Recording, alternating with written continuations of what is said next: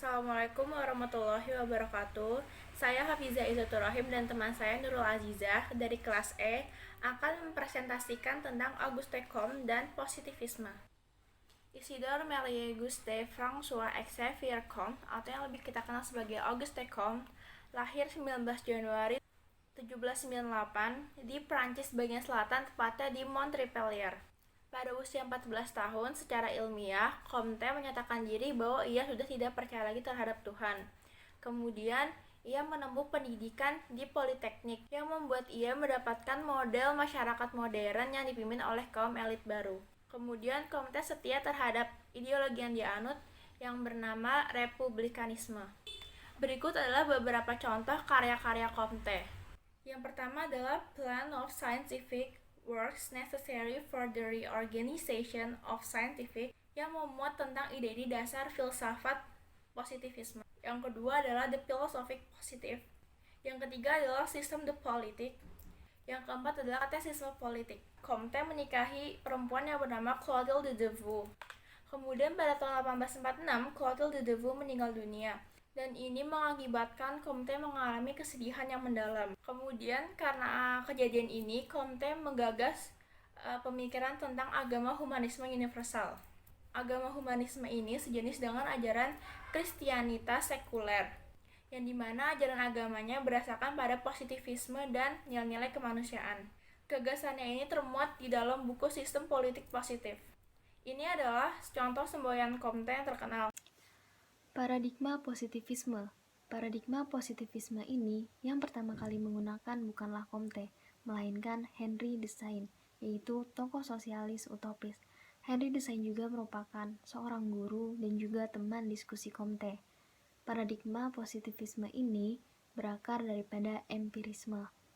Akan tetapi, gagasan Comte juga berperan andil dalam mengembangkan dunia ilmiah dan juga masyarakat Eropa, yang dimana masyarakat Eropa saat ini menjadi masyarakat yang sangat maju di dunia. Aliran ini juga ditandai dengan adanya penilaian yang sangat positif terhadap ilmu pengetahuan dan peran nilai-nilai humanisme dalam pengembangan masyarakat dan kebudayaan yang diidamkan. Ada 5 ajaran positivisme.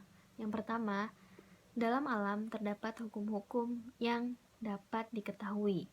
Yang kedua, penyebab adanya benda-benda dalam alam atau hal-hal yang bersifat metafisis tidak dapat diketahui karena ilmuwan tidak dapat melihat penyebabnya. Yang ketiga, setiap pernyataan yang secara prinsip tidak dapat dikembalikan pada fakta tidak mempunyai arti nyata atau tidak masuk akal. Yang keempat, hanya hubungan antara fakta-fakta saja yang diketahui atau hal-hal yang bersifat positifis. Yang kelima atau yang terakhir, perkembangan intelektual merupakan sebab utama perubahan sosial.